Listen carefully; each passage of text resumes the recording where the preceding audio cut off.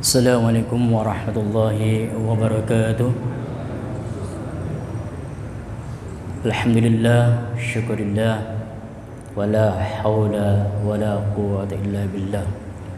Asyhadu an la ilaha illallah wahdahu la syarika lah, wa asyhadu anna Muhammadan abduhu wa rasuluhu wa khaliluhu. Allahumma fassalli ala sayyidina wa habibina wa syafi'ina wa maulana Muhammadin wa ala alihi wa ashabihi. Amma ba'd. Qala ta'ala fil Qur'anil 'azim, a'udzu billahi minasy syaithanir rajim. Bismillahirrahmanirrahim. Wal 'asri innal insana lafi khusrin illa alladziina amanu wa 'amilus shalihati wa tawassaw bil haqqi wa tawassaw bis sabr. Shadaqallahul 'azim. Hadirin jamaah salat subuh ini rahmat Allah Subhanahu wa taala. Alhamdulillah, segala puji bagi Allah Subhanahu wa taala yang telah memberikan banyak nikmat kepada kita sekalian, terutama nikmat iman, nikmat Islam, nikmat panjang umur, juga sehat, hingga kita bisa melaksanakan kewajiban yaitu salat berjamaah subuh di masjid yang mulia ini. Semoga amal ibadah kita diterima di sisi Allah Subhanahu wa taala. Amin. Salawat dan salam tak lupa kita limpahkan kepada Nabi kita Muhammad sallallahu alaihi wasallam yang telah memberikan uswatun hasanah ila yaumil qiyamah pada kita sekalian. Hadirin jamaah salat subuh yang dirahmati Allah Subhanahu wa taala. Kita sebagai muslim dan muslimat pasti merindukan dan ingin bertemu pada baginda Rasulullah sallallahu alaihi wasallam nanti pada kelak di akhirat. Namun tidak semua orang bertemu dengan Rasulullah sallallahu alaihi wasallam. Sebagaimana dalam hadis dari Aisyah radhiyallahu anha, qala Rasulullah sallallahu alaihi wasallam, la yara wajhi thalathatu anfusin. La yara wajhi, tidak akan melihat wajahku, kata Rasulullah sallallahu alaihi wasallam, thalathatu anfusin, tiga golongan orang. Jadi tiga macam orang yang tidak akan melihat wajah Rasulullah sallallahu alaihi wasallam. Siapa saja tiga orang itu? Kata Rasulullah, pertama adalah al-aqu liwalidayhi, orang yang durhaka terhadap kedua orang tua. Tidak akan melihat wajah Rasulullah sallallahu alaihi wasallam, orang yang durhaka terhadap kedua orang tua. Dalam sejarah atau kisah bahwasanya pada zaman Rasulullah SAW ada sahabat yang namanya Alqamah. Alqamah ini seorang pemuda ahli ibadah, tidak pernah tinggal dia sholat, tidak pernah tinggal dia puasa, zakat, sedekah ia laksanakan dengan baik. Alqamah ini suatu saat diuji oleh Allah dengan sakit keras sampai sakaratul maut menjemput, dan ketika sakaratul maut menjemput dia terkunci lisannya, terkunci mulutnya untuk mengatakan la ilaha illallah Muhammadur Rasulullah atau syahadat asyhadu an la ilaha illallah wa asyhadu anna Muhammadar Rasulullah. Terkunci dia. Lalu kebingungan istrinya. Kemudian istrinya mengutus seorang utusan untuk mendatangi Rasulullah sallallahu alaihi wasallam. Datanglah kepada Rasulullah utusan dari istrinya ini. Assalamualaikum ya Rasulullah. Waalaikumsalam. Kata Rasulullah, ada apa? Ya Rasulullah, Alqamah sedang sakaratul maut. Dia terkunci mulutnya, tidak bisa menyebut la ilaha illallah. Akhirnya Rasulullah sallallahu alaihi wasallam mengutus Bilal bin Rabah, Ammar bin Yasir dengan Suhaibah. 3 orang diutus untuk menemui Alqamah. Datanglah di rumah Alqamah. Benar kata Rasulullah, lakinu mautakum. Nanti sampai sana lakinu, ajarilah, tuntunlah ketika sakaratul maut dengan lafaz la ilaha illallah. Artinya Bu, tiada Tuhan selain Allah, Muhammadur Rasulullah. Terkunci. Berkali-kali Bilal, Ammar, Suhaib mengajak nasihat, tapi terkunci, bingung. Kemudian melaporkan lagi Bilal ke Rasulullah sallallahu alaihi wasallam, ya Rasulullah, Alqamah benar-benar terkunci mulutnya ya Allah, ya Rasulullah. Bagaimana ini? Kata Rasulullah, apakah masih ada orang tuanya? Masih ya Rasulullah, satu, ibunya sudah tua, nenek-nenek. Coba panggil, kata Rasulullah. Kalau tidak bisa ke sini, nanti saya ke sana. Kata Rasulullah seperti itu. Itu bahasa saya. Akhirnya Bilal, Ammar dan Suhaib datanglah ke orang tuanya Alqamah ini. Setelah datang ke Alqamah, Assalamualaikum ya Ummi Alqamah. Ibu dipanggil oleh Rasulullah SAW. Kalau ibu tidak bisa untuk mendatangi Rasulullah, maka Rasulullah akan datang ke rumah ibu. Jawab Ummi Alqamah, saya pasti datang ke sana karena saya adalah umatnya Rasulullah yang harus datang kepada Rasulullah. Wajib dengan kita Nabi Muhammad SAW. Akhirnya datanglah Ummul Alqamah ini ke Rasulullah. Assalamualaikum ya Rasulullah. Waalaikumsalam. Wahai Ummu Alqamah, wahai ibu Alqamah, bagaimanakah dengan Alqamah? Kata ibunya, Alqamah rajin sholat, rajin puasa, rajin sedekah, rajin zakat ya Rasulullah. Lalu dengan ibu bagaimana? Kata ibunya, jawab Rasulullah, Alqamah mendurhakaiku, dia mementingkan istrinya daripada aku, jadi aku tidak maafkannya. Kata jawab ibunya begitu. Di situ sejarah itu durhakanya kepada ibu tidak diceritakan, hanya durhaka dan mementingkan istrinya daripada ibunya. Nah, kemudian jadi ibu tidak memaafkannya? Tidak ya Rasulullah. Bilal, kata Rasulullah, kumpulkan kayu bakar yang banyak. Kata ibunya, untuk apa ya Rasulullah? Untuk ngebakar Alqamah. Terkejutlah ibunya itu, ya Rasulullah, itu anakku, bagaimanapun dosa besar itu ada anakku, saya tidak tega untuk lihat pembakaran. Kata Rasulullah, ini dibakar di dunia, di akhirat lebih dahsyat lagi ketika dibakar.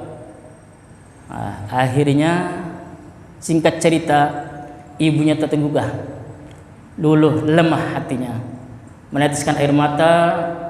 Bahwasanya ya Rasulullah, saya maafkan Alqamah anakku ya Rasulullah, jangan sampai dibakar. Saya maafkan ya Allah dosa-dosanya. Akhirnya Rasulullah SAW mengutus Bilal lagi untuk menemui Alqamah. Datang ke rumah Alqamah, baru bisa Alqamah baca la ilaha illallah Muhammadur Rasulullah. Dia berkata gitu, kedengaran oleh Bilal. Lalu Bilal mengatakan di banyak sahabat di situ di Alqamah bahwasanya ini benar. Ini karena ibunya yang membuka kunci daripada mulutnya Alqamah. Karena Alqamah telah berdosa besar pada ibunya. Sekarang ibunya tidak maafkannya, hingga akhirnya bisa mengucapkan la ilaha illallah Muhammadur Rasulullah. Meninggallah Al-Qamah. Singkat cerita seperti itu. Jadi intinya, kalau kita masih ada kedua orang tua, terutama ibu, jangan sampai disia-siakan. Ini di dunia, apalagi di akhirat nanti. Sebagaimana makanya Rasulullah SAW mengatakan, ridullah biridul walidain wa suqtullah bisqul walidain. Sukanya Allah, senangnya Allah tergantung pada kedua orang tuanya. Begitupun bencinya Allah tergantung benci pada orang tuanya. Makanya kita jangan sampai termasuk orang-orang yang seperti ini.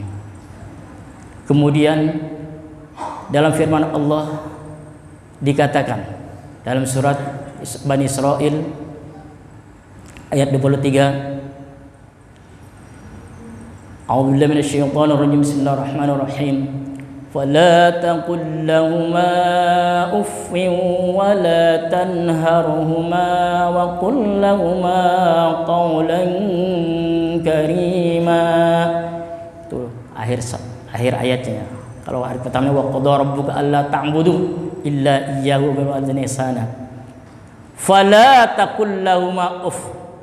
Janganlah sekali-kali kamu mengatakan ah. Ah itu kalau penafsiran tafsir lain qabhan, perkataan yang tidak baik, itu ah. Misalnya Ahmad, tolong belikan sayuran. Ah, nah itu sudah dosa. Itu qabhan, sudah termasuk kejelekan. Wanharum, apalagi membentaknya. Wanharuma. Makanya wa qul lahumā qawlan karīmā. Berkatalah kepada kedua orang tua dengan qawlan karīmā, ucapan yang baik. Maka dari itu mari kita sama-sama untuk berbuat baik terhadap kedua orang tua. Itu yang pertama adalah dusta pada orang tua, durhaka terhadap kedua. Kemudian yang kedua, yang tidak akan melihat wajah Rasulullah sallallahu alaihi wasallam adalah tarikus sunnati, orang yang meninggalkan sunnahku, kata Rasulullah. Sunnah Rasulullah banyak sekali, dari yang muda, yang sedang, bahkan yang berat ada, banyak sekali. Di antaranya sunnah Rasulullah sallallahu alaihi wasallam, bapak-bapak dan ibu-ibu kalau di rumah masuk masjid doa enggak, Pak? Dari rumah ada doanya. Kemudian masuk masjid ada doanya juga. Itu sunnah Rasulullah. Sunnah Rasulullah. Bahkan DKM bisa menulis sampai itu, mengingatkan, ada tulisannya. Setiap masuk masjid, pulang dari masjid ada tulisannya. Itu termasuk sunnah Rasulullah. Kata Rasulullah yang diriwayatkan oleh Tirmidzi, man ahya sunnati faqad ahabbani wa man ahabbani kana ma'i fil jannah. Barang siapa man ahya, barang siapa yang menghidupkan sunnah-sunnahku, kata Rasulullah, faqad ahabbani, maka sungguh aku cintai. Wa man ahabbani kana ma'i, barang siapa yang aku cintai, kata Rasulullah, maka nanti di surga bersamaku. Itu jaminan Rasulullah sallallahu alaihi wasallam yang menghidupkan sunnah-sunnah Rasulullah. Banyak sekali setiap waktu, gitu ya. Kemudian masuk masjid, kita batal wudu, masuk kamar mandi, ada doanya juga. Nah, kalau kita sedang berdoa, itu berarti menghidupkan sunnah-sunnah Rasulullah sallallahu alaihi wasallam. Itu yang mudah, ibarat yang mudah sekali. Mau makan, doa pakai tangan kanan, sunnah, ya, sunnah. Mau tidur pun ada doanya. Jadi jangan selonong boy masjid, selonong boy mau tidur langsung tidur aja, doa. Itu menghidupkan sunnah-sunnah Rasulullah sallallahu alaihi wasallam. Man raghiba sunnati falaysa minni, barang siapa yang membenci, tidak suka pada sunnah-sunnahku, dan maka bukan golonganku. Jangan sampai seperti itu ya. Kemudian yang ringan. Sunnah Rasulullah adalah bersiwak. Kita jarang di sini siwaknya, cukup sikat gigi aja. Padahal siwak itu hadisnya Bukhari sahih. As-siwaku mustahabbatun fi kulli hal. Ya. Siwak itu susur adalah sunnah di setiap waktu. Mau masuk masjid, berdiri mau masjid, mau baca Quran, sunnah kan. Kalau sikat gigi kan cuma di rumah doang 1 kali ya. Sekarang itu dikiaskan seperti sikat gigi gitu. Cukup sikat gigi udah cukup. Padahal itu ya jarang kita. Mudah, enteng tapi berat melaksanakannya. Ya, siwak gitu ya. Lihat Bapak kalau ngaji fikih itu, pasti bab pertama siwak itu ada tuh. Mustahabun, disunahkan. Kalau keberatan diwajibkan itu ya kata Rasulullah. Ya, siwak. Tapi kita jarang melaksanakannya. Padahal itu sunnah. Kemudian yang beratnya juga sunnah itu ketika bangun malam. Ya, bangun malam tahajud. Padahal ayatnya wa minal laili fatahajjad bi nafilatan asa ayyab'atsaka rabbuka maqaman mahmuda. Itu dalil daripada sholat tahajud. Wa minal laili fatahajjad bihi nafilatan lak. Di pertengahan malam tahajudlah kamu sekalian, sholat 2 rakaat minimal nafilatan lak, untuk menambah daripada sholatmu. Asa ayyab'atsaka rabbuka maqaman mahmuda. Semoga Tuhanmu memberimu tempat yang mahmuda, terpuji. Itu yang berat ya. Kita bangun hanya kamar mandi, hanya pipis saja. Itu berat ya. Laksanakanlah. Tapi di sini alhamdulillah ya, ahli tahajud. Amin. Kemudian datang ke masjid 2 rakaat tahiyatul masjid, sunnah juga. Alhamdulillah kita laksanakan. Alhamdulillah kita laksanakan ya, 2 rakaat. Kemudian setelah azan qabliyah, ya, qabliyah subuh. Kata Rasulullah, rakaatain qabla al-fajri khairum minas sami radhiyallahu ma bainahuma. 2 rakaat sebelum fajar, sebelum salat subuh qabliyah, itu lebih baik daripada langit dan bumi serta isinya. Itu padahal kalau di sini Qurtubi ini ya, kalau menurut saya paling lama jeda waktu dari azan sampai iqamah. Tapi masih ada yang masbuk. Ya, masih ada yang masbuk. Ya, alhamdulillah ini ya bisa untuk menunggu jamaah-jamaah yang ketinggalan. Karena kalau yang lain begitu qomat cepat sekali waktunya. Alhamdulillah di sini ada jeda waktu untuk memberi kesempatan pada jamaah-jamaah yang belum, yang terlambat. Untuk itu jadi yang kedua adalah tarikus sunnati, meninggalkan sunnah-sunnahku, kata Rasulullah. Itu adalah yang tidak akan melihat wajah Rasulullah sallallahu alaihi wasallam. Lalu yang ketiga yang tidak akan melihat wajah Rasulullah adalah wa man lam yusalli alayya idza dzukirtu ma baina yadayhi. Wa man lam yusalli alayya idza dzukirtu ma baina yadayhi. Wa man lam yusalli, dan barang siapa yang tidak membaca salawat alayya padaku, kata Rasulullah, idza dzukirtu, apabila aku disebut, di depannya, di dekatnya, di Muhammad salat, misalnya Allahumma shalli ala sayyidina Muhammad, diam aja. Jadi kita kalau ada yang baca Allahumma shalli ala sayyidina Muhammad, jawabnya Allahumma shalli sallim. Jadi kalau ada yang mengatakan Allahumma shalli ala sayyidina Muhammad, Allahumma shalli alaihi wa barik alaihi, jadi kita harus menjawabnya Pak, atau harus mengikutinya ketika diucapkan sholawat ya. Sebagaimana firman Allah dalam surat Al-Ahzab, a'udzu billahi minasyaitonir rajim, bismillahirrahmanirrahim, innallaha wa malaikatahu yusholluna 'alan nabiyyik ya ayyuhalladzina amanu sallu alaihi wa sallimu taslima. Tuh yakin kehafal semua ayat ini. Karena setiap Jumat pasti khotib, para khutbah pasti membaca ini. Jadi ayat ini tidak asing lagi. Innallaha, sebenarnya Allah wa malaikat serta malaikat yusalluna 'alan nabi, membaca salawat pada nabi. Kemudian setelah Allah, malaikat bersalawat, ya ayyuhalladzina amanu, wahai orang beriman, sallu, bersalawat kamu sekalian padanya. Disuruh salawat itu ya oleh Allah. Maka kalau kita tidak bersalawat, orang sombong, jauh bertemu dengan Rasulullah Sallallahu Alaihi Wasallam. Itu dari dalil daripada baca salawat itu seperti itu.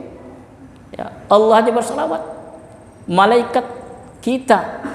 Tapi yang disebut amanu, orang beriman, ya ayyuhalladzina amanu, bukan ya ayyuhalladzina aslamu Islam, tapi amanu, orang yang beriman. Apa iman, Pak? Percaya kepada Allah, percaya dalam kitab-kitab Allah. Ya. Iman. Maka dari itu semoga kita dijauhkan dari sifat-sifat dari golongan yang tiga ini. Pertama adalah orang yang durhaka terhadap kedua orang tua.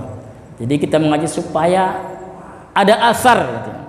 Ketika seorang guru, seorang ustadz mengingatkan, kita harus masuk sedikit ya, sedikit apa yang diucapkan, apa yang dikatakan oleh seorang guru itu, ya.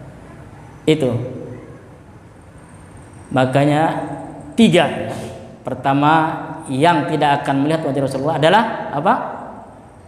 Abu, pertama durhaka terhadap kedua, kemudian yang kedua meninggalkan sunnah-sunnah Rasulullah. Yang ketiga, tidak masalah, alhamdulillah. Itu diingat Bu ya, Bu, diingat Bu. Jadi kalau kita ingin bertemu, berjumpa dengan Rasulullah SAW, ingat tiga golongan itu.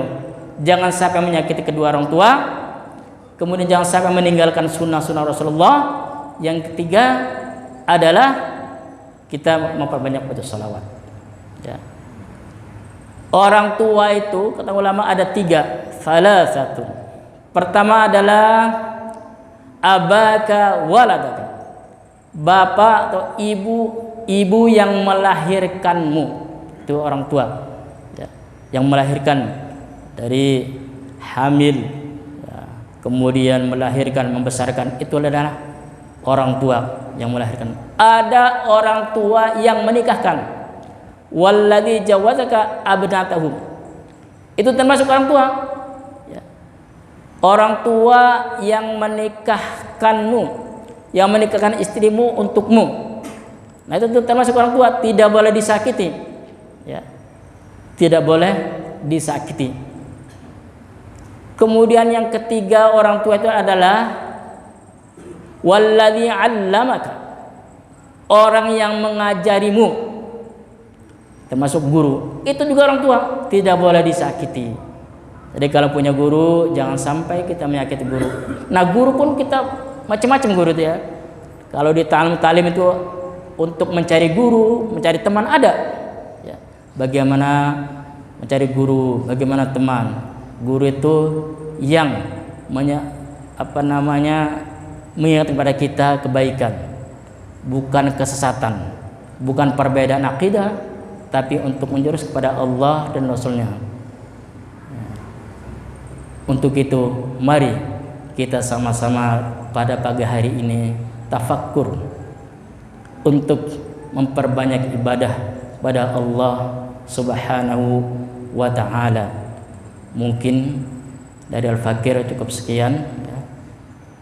Karena waktu juga sebentar lagi kita syuruk, itu juga sunnah ya. Alhamdulillah di sini banyak menunggu waktu syuruk, disunahkan untuk salat sunnah. Jadi sekali lagi apabila al-fakir ada kesalahan dalam berbicara, baik tingkah laku atau menyinggung perasaan bapak-bapak, mohon dibukakan pintu maaf. Akhirul kalam, wabillahi taufiq wal hidayah. Assalamualaikum warahmatullahi wabarakatuh.